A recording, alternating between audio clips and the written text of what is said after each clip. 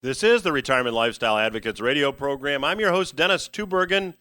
Glad you're listening in. Hey, as we wind down 2021, we have this month been talking about the elephant in the room. We've been talking about inflation. That's the topic of my December special report.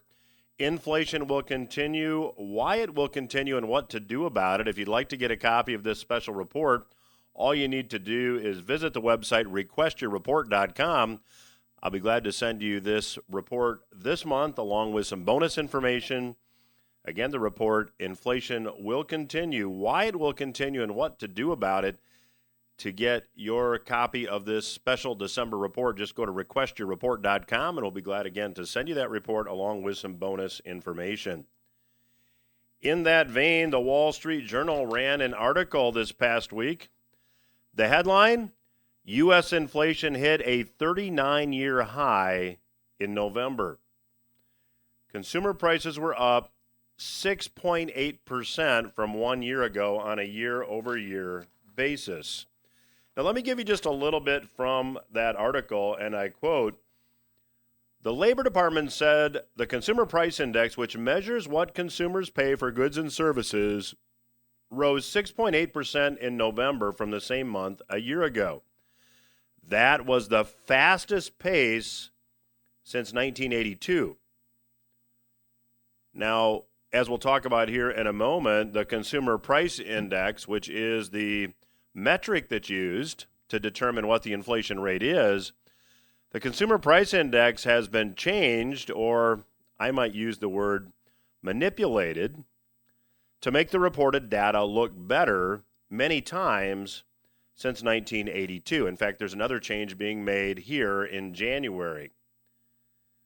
So, despite the fact that this metric has been manipulated, that the metric is flawed, that it's changed over the years, we have the highest official inflation rate in 39 years, and it's the sixth straight month in which inflation topped 5%, and that's year over year. Now, the increase in prices for new vehicles came in at 11.1% in November, year over year. That's the largest on record, as were the jumps in price for men's apparel, living room, kitchen, and dining room furniture, and fast food restaurant prices surged 7.9% last month, which was the sharpest on record as well. Now, when you look at how inflation has been accelerating, and we take a look at what the numbers are on a year-over-year basis, as I mentioned, in November, the increase was 6.81%. Now, if I go back to January of 2021, it was 1.4%. So in the course of this year, the officially reported inflation rate month or year over year by month has risen from 1.4% to 6.81%.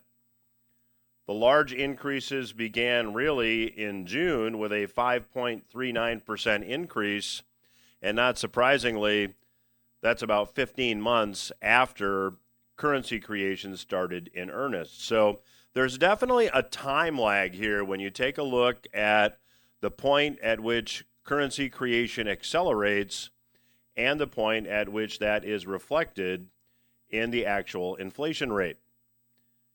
Now, I'm going to be interviewing on next week's program Mr. John Williams of Shadow Stats. John's time has been very much in demand because John actually calculates the inflation rate using the methodology that was in place in 1980.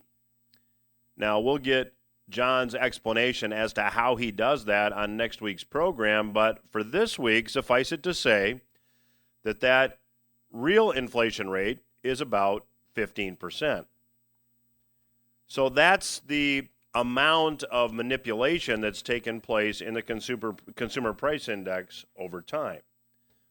Now, rather than address the cause of accelerating inflation, policymakers are once again changing the way inflation numbers are calculated.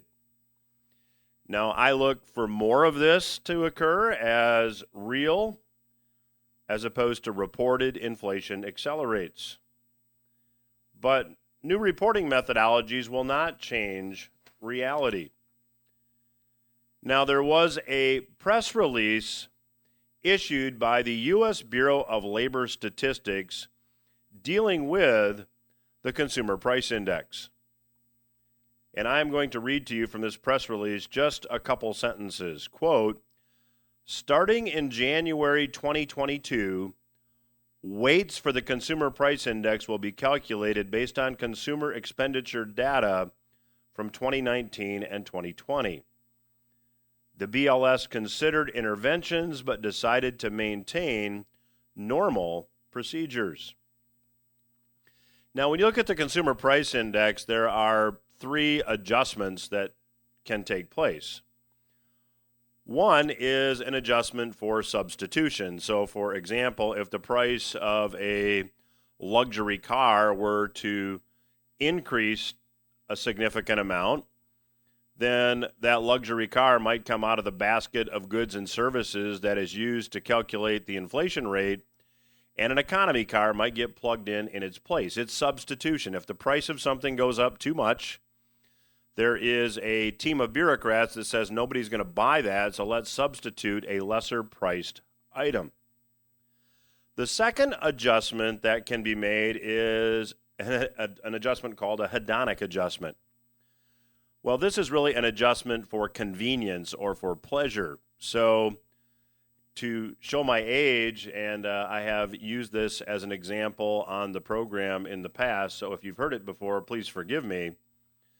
But I remember when a television did not have a remote control and you had to get up and walk across the room to turn it on.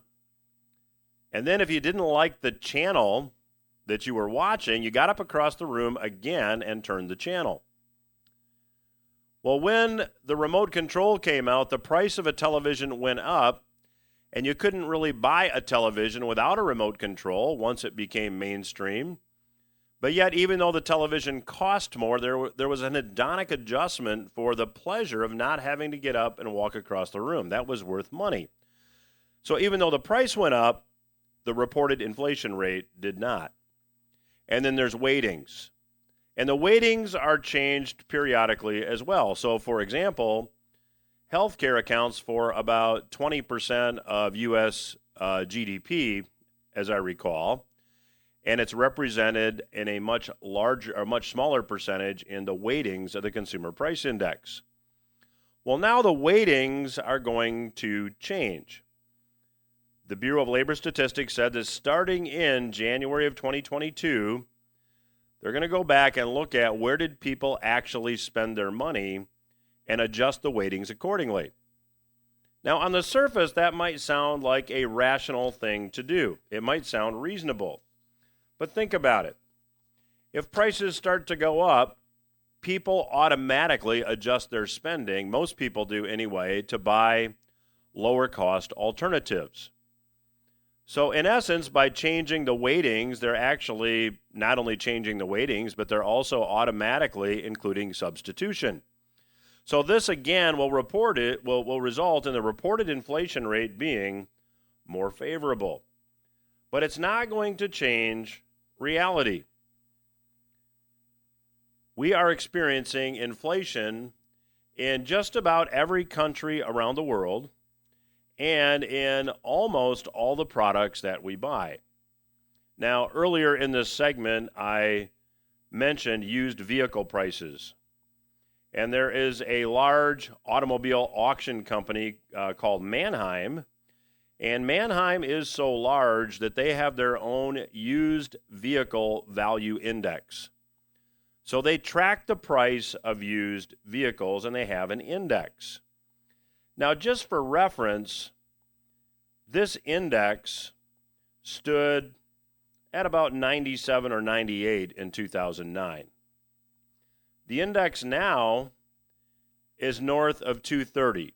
So let's just say it's gone from 100 in 2009 to 230 in 2021.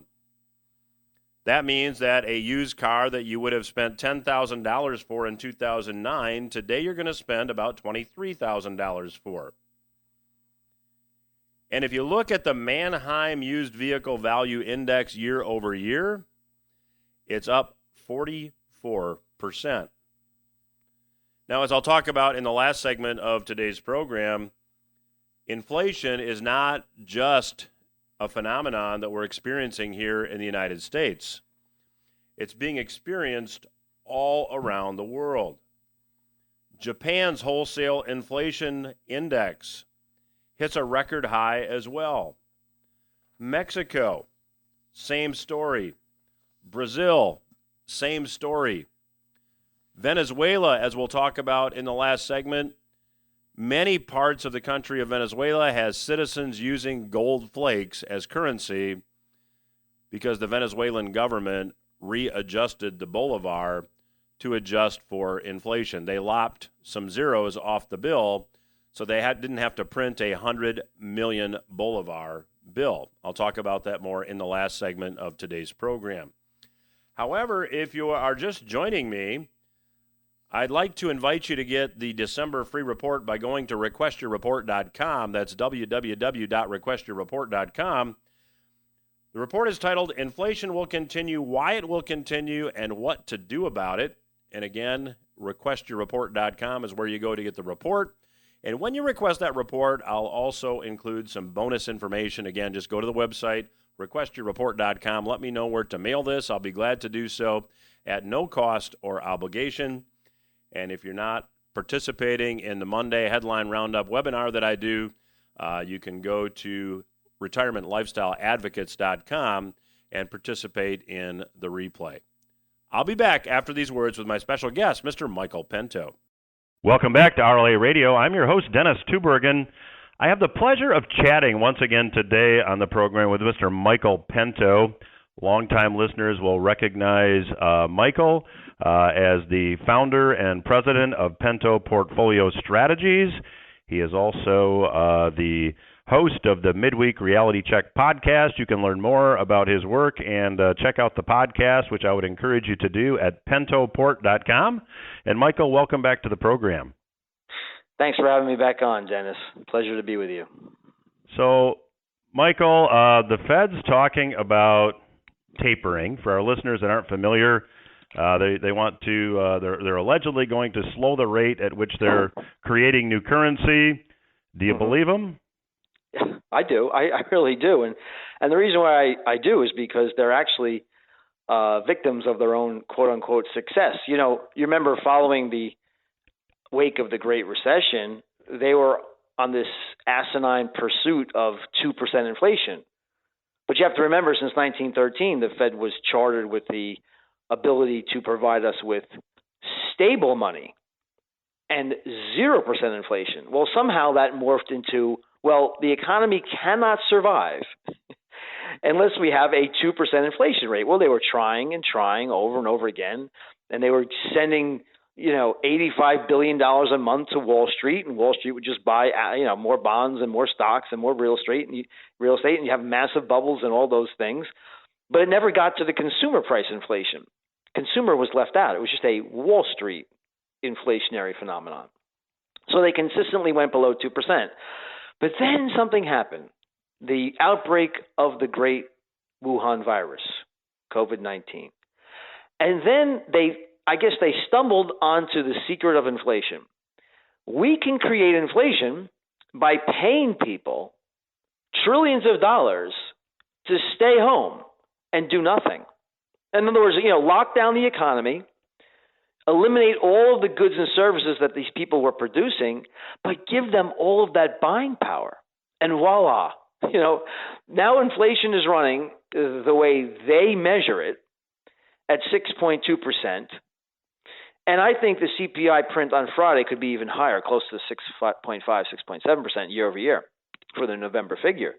So that means inflation is now running at 3.5 times higher than their inane target of 2%. So the Fed is worried about it. They have a horrific reputation. That's true. But whatever reputation they have, they're going to try to save. So they are going to try to end this taper. They're going to try to expedite the tapering pace. So they're going from $120 billion a month. The average over the last 18 months has been $250 billion. But let's just say from $120 billion to zero by March. So from December to March, Dennis, they're going to wind down that entire tapering. That is the steepest monetary cliff we have ever seen. And they're going to do it because they are trying to get the table set for interest rate hikes and normalization. Now, to your point, if I could read your mind, I know and you know that they'll never get to their normalization or their, R-star, whatever the hell they want to call it. Normal interest rates they think now is 2.5% on the Fed funds rate. You know and I know that they'll never get there. But on the way to that goal, they're going to crush the repo market, the high yield market, the stock market, the real estate market, and the economy. So no, they won't get there, but they're going to feign an interest in trying. So, Michael, let's just say that they start down this path, and when you look at the math, the math really doesn't lie. The U.S. government now is operating with like a 41% of expenditures are deficit expenditures funded largely by the Fed. How does all that play out as far as in the economy? Don't we have to go into this extreme deflationary period? Of course. Well, that's the whole predicate of my firm is looking at the rate of change of inflation and growth. And you have to understand where to invest based upon that macroeconomic conditions, those macroeconomic conditions. So, for instance, if you look at Cathie Wood's ARK ETF, the average stock down there is 20% in the last couple of weeks. Two of their stocks were down 80%. They had a little bounce back in the last couple of days. But what does Cathie Woods invest in? She invests in disruptors. A lot of these companies have very, very high PE ratios. Some of them have no earnings at all. And it's a very volatile sector. Well, these volatile sectors don't do well when the rate of change of growth and inflation are slowing rapidly. So you have to know where to invest. And that's what my model does, the inflation, deflation, economic cycle model. It helps you avoid some of these pitfalls. So for instance, right now, at Pentaport, we think bond and bond proxies might actually do well for a while, especially as we head into 2022 and the first and second quarter. Because look what's going to happen, Dennis. Earnings growth is going to crash from the mid 40% range to say 5 or 6%. That is a second derivative change that's massive, a massive slowdown in the growth of the economy and in the growth of earnings. And on top of that, we just talked about the biggest monetary cliff we have ever seen. The Fed has never ended QE this rapidly and from that high of a level, that high of a degree.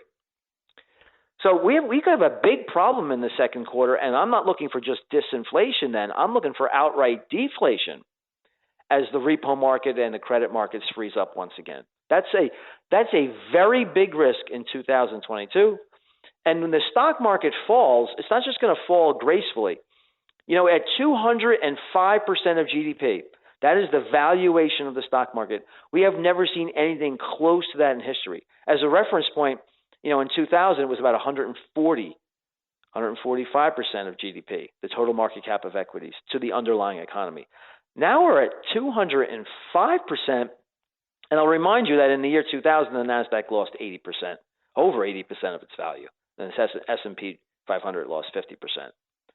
So we have a very dangerous situation where we have the most over-leveraged, highest margin debt on record, the highest stock market valuation ever, running into the biggest fiscal and monetary cliff ever.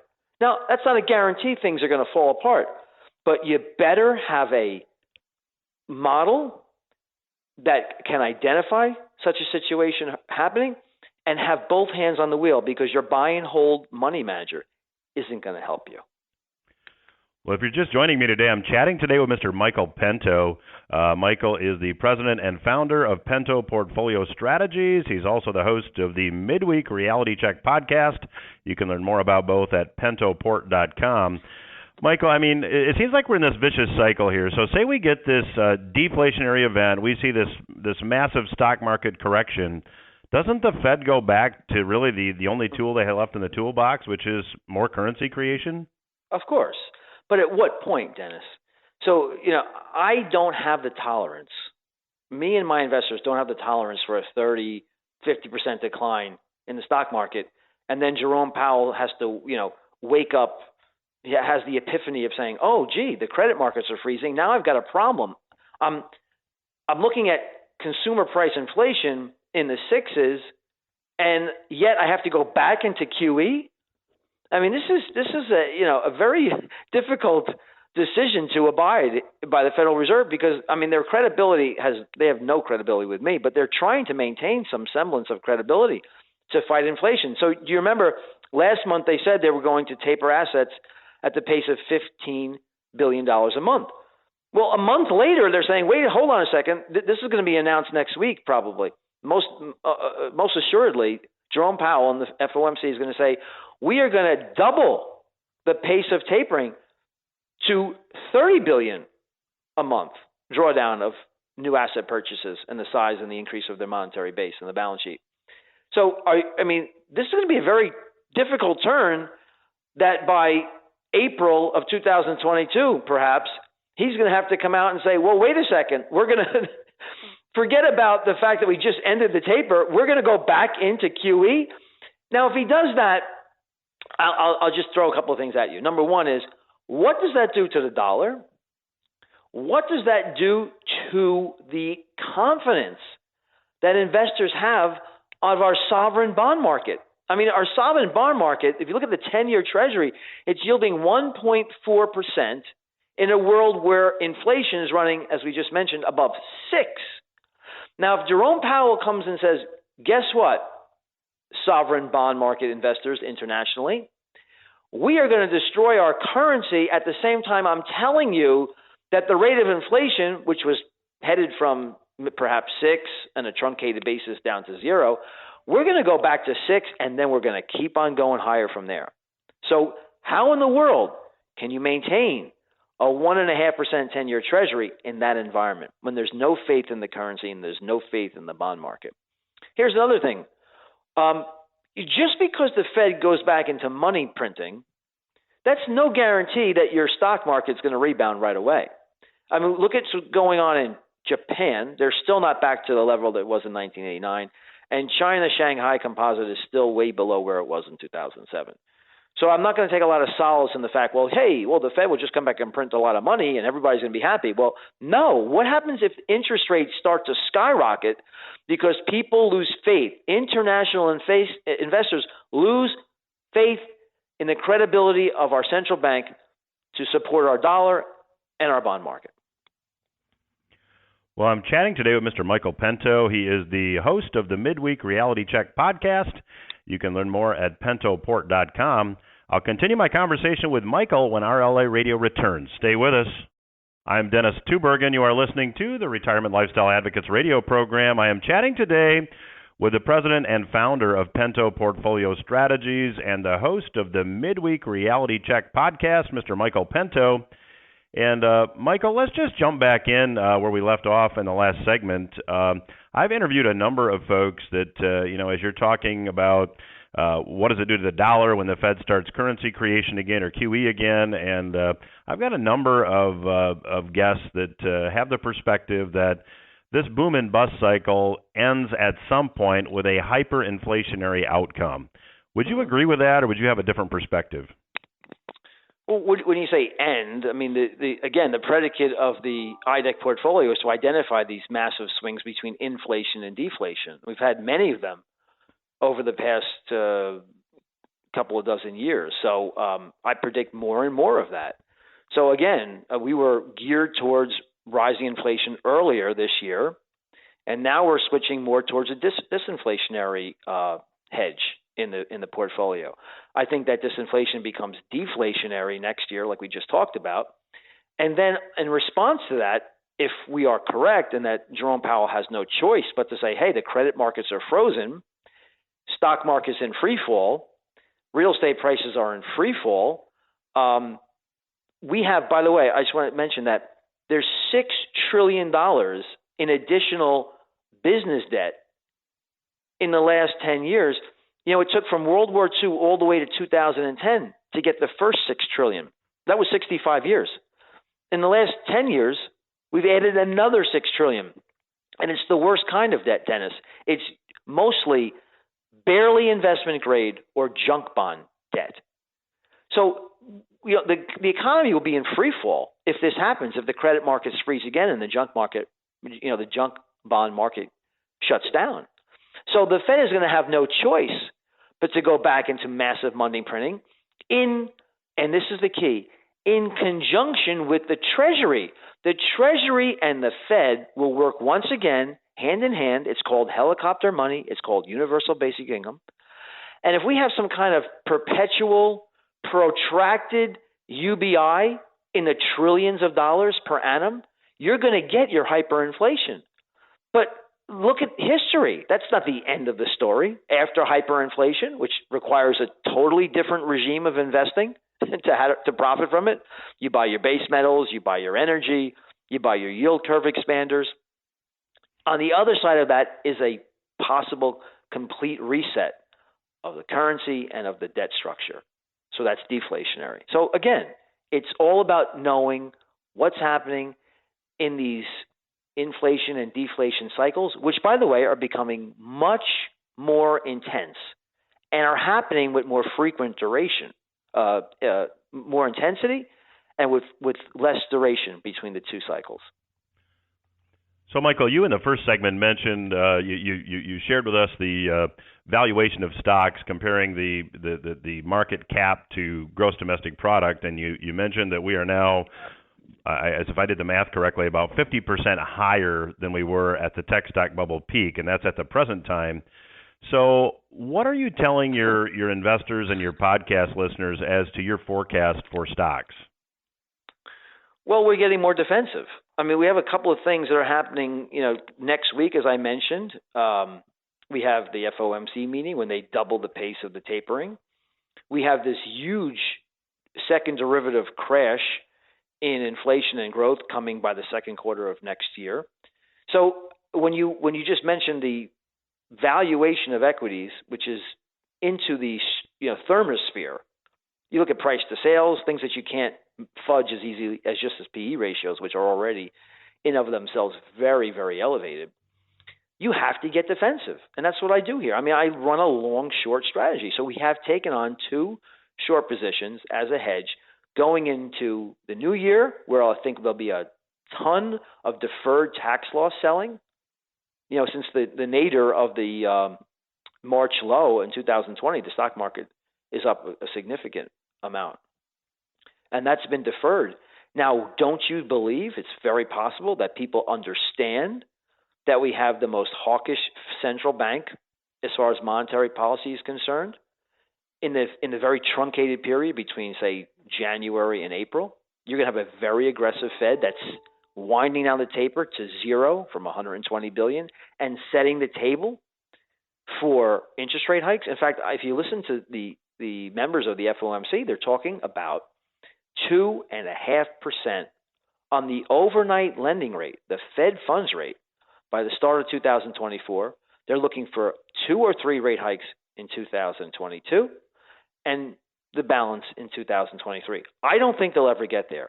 Again, my prediction is that the credit markets and the junk bond markets freeze before then, which causes this reversal. But that's why you don't just have a set it and forget it portfolio. You know, I hear people on CNBC, Bloomberg all the time say, listen, this is what you need to do. You maybe, you overweight some Chinese stocks instead of domestic stocks. Or, perhaps we just go small caps and mid caps instead of U.S. large caps, like I heard today on Bloomberg. This is just tinkering around the edges. When you enter into what I call sector 1 of my inflation, deflation, and economic cycle spectrum of investing, which is one of deflation and recession/depression, everything, Dennis, everything goes to a correlation of 1. Everything goes down except for cash, shorts, short-term treasuries, and excuse me, the phone was ringing, so I forgot my train. So it's cash, shorts, short-term treasuries, and the U.S. dollar. Those are the only 4 things that work when you have a Sector 1 condition. So, Michael, let me shift gears for a moment here. As we've seen the CPI, reach 6% plus year over year. John Williams, who's been a frequent guest here on the program as well, says that if we calculate the inflation rate the way they did pre-1980, we're pushing 15%. Why, in your view, have gold and silver not reacted as many people would have expected them to? We haven't seen gold and silver prices, to rocket to the same levels as maybe oil and energy. What's the explanation in your view? Well, there's 2, but the lesser of the explanations is that I think a lot of cryptocurrencies has drained some energy away from gold, but that's just an ancillary effect. The main reason why gold has not responded is because gold does not do well in inflation when growth is also accelerating. And if you look what happened this year, we had the reopening of the economy, you had inflation rising to levels that we haven't seen since the 1980s, but you also had, because of the supposed optimism about the ending of the pandemic, the reopening of the global economy, you had accelerating growth, which causes what, Dennis? It causes bond yields to rise faster than inflation. And that is a rise in real interest rates. And that has always been the bane of gold. Now, I think this turns around next year. And to surprise maybe to your ears or your listeners' ears, gold might have a spectacular 2022. And you'll say, well, why? Why is that? Why do you say that when you think disinflation will be the predominant factor? Disinflation and deflation. Because gold loves that. Gold loves falling real interest rates. So if economic growth is falling faster than inflation falls, you're going to get falling real interest rates. So you're going to have an occurrence where, even though you think, well, wait, let me think this out intuitively.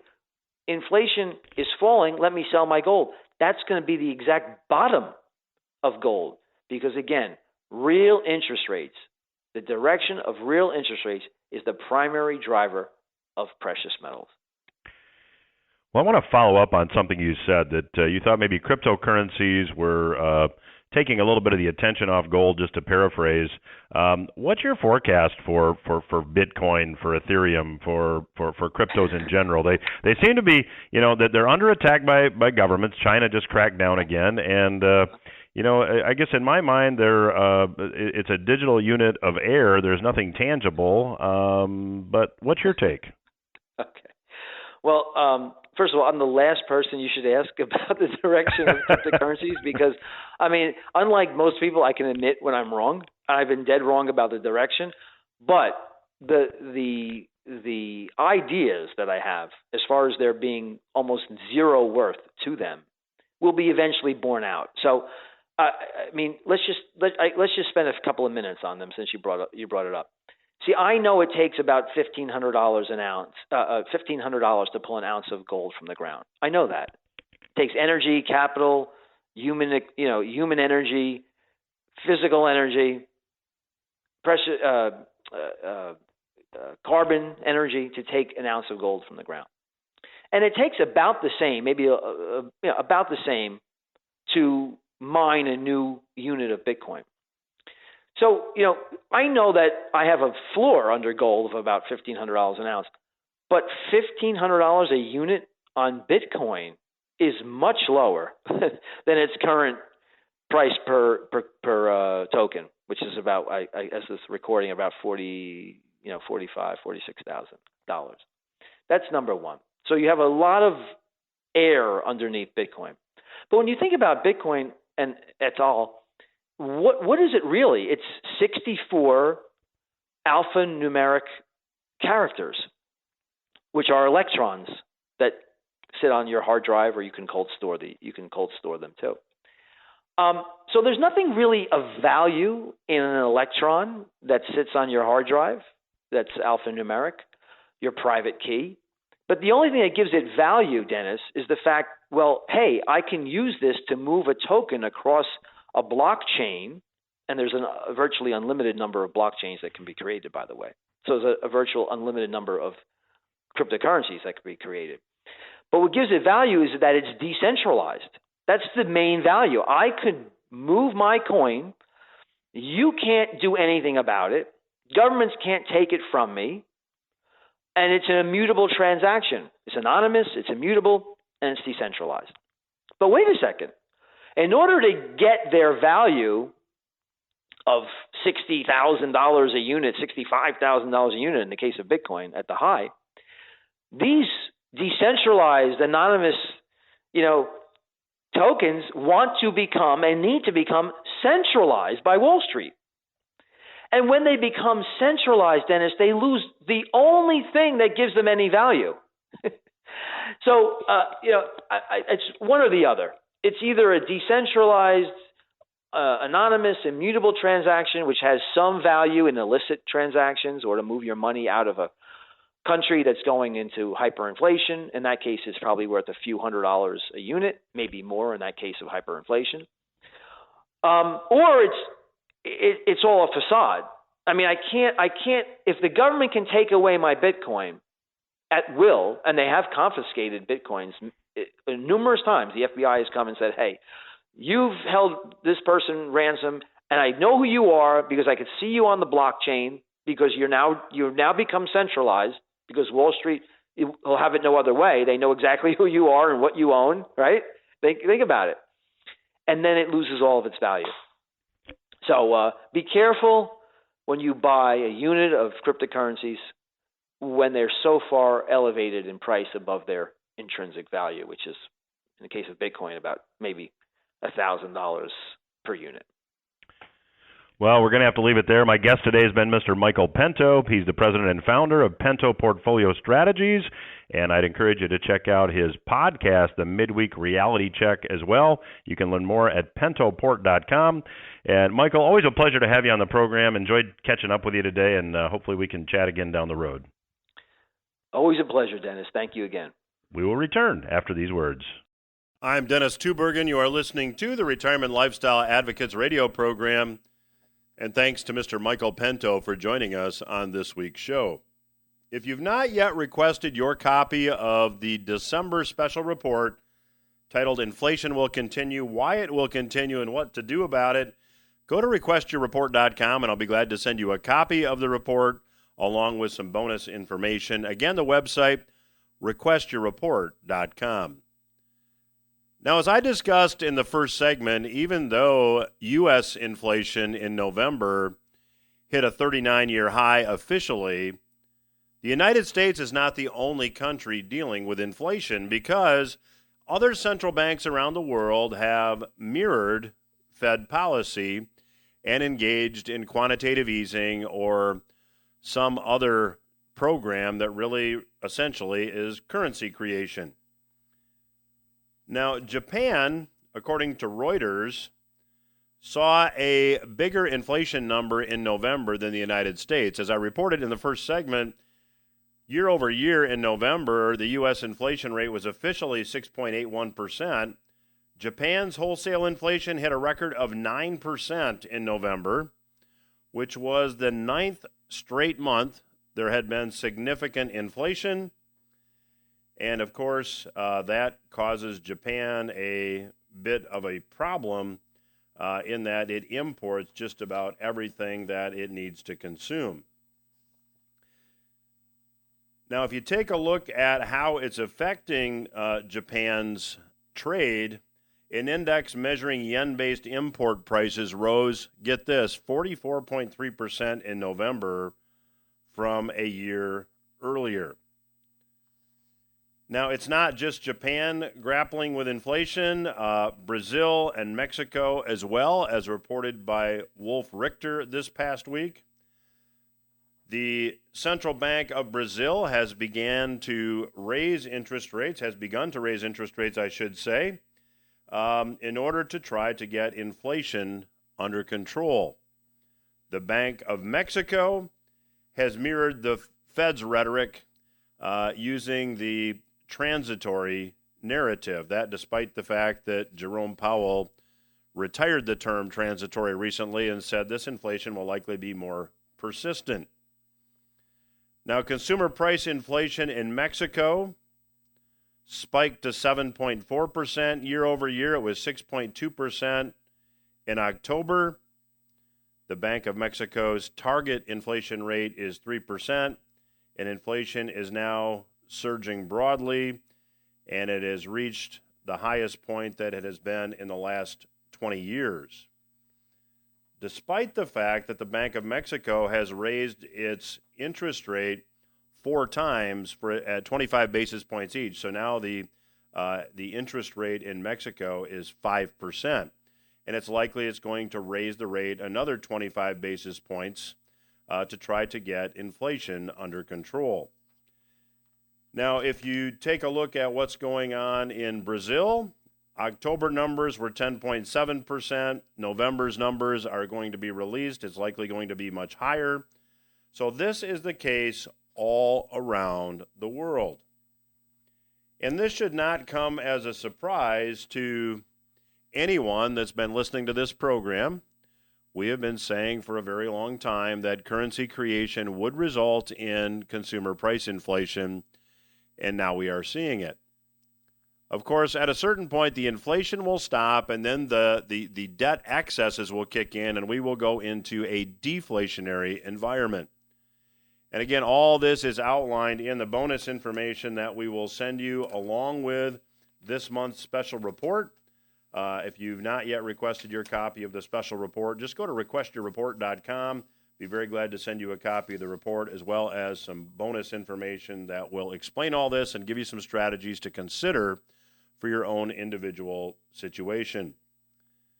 Now, as I mentioned in the first segment, the country of Venezuela is now dealing with a hyperinflation. The Venezuelan government recently lopped 6 zeros from its hyperinflating currency, the bolivar. This is reported by Mises. The highest denomination currency note of 1 million bolivars is worth less than 25 cents.